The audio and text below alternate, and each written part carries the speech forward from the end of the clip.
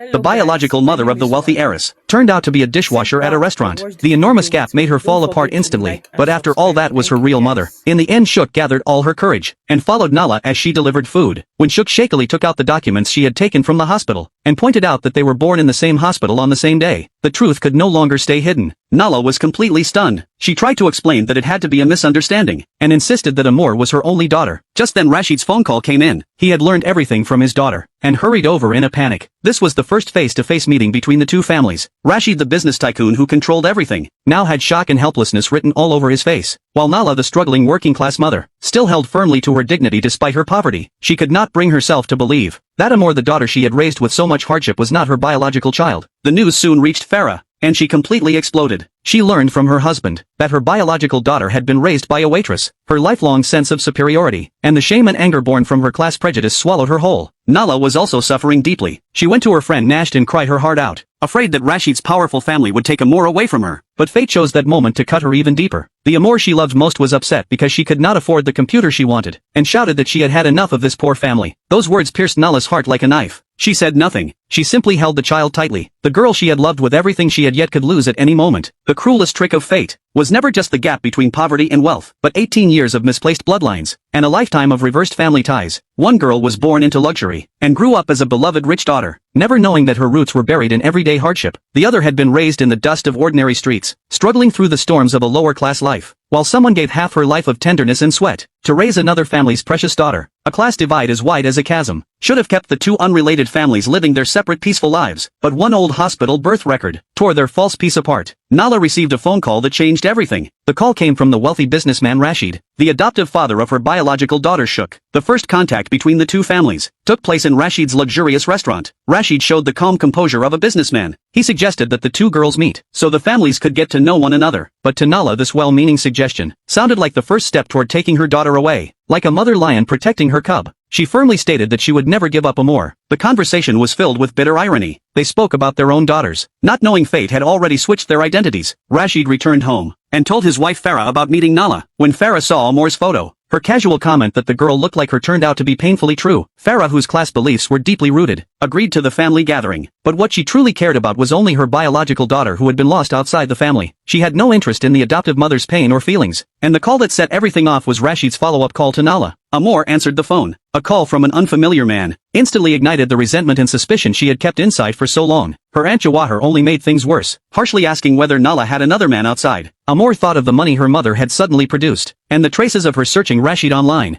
All her confusion and anger turned into one cruel accusation. Those words were like a blade that shattered Nala's heart completely. Under the pressure of both her adopted daughter and her relatives, humiliated and misunderstood, Nala broke down. أبوك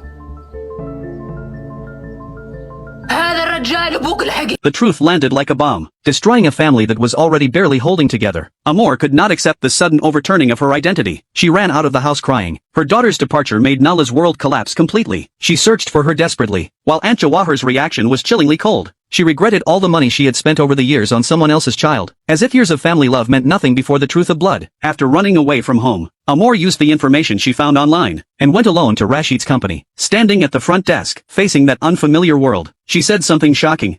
بنت أمل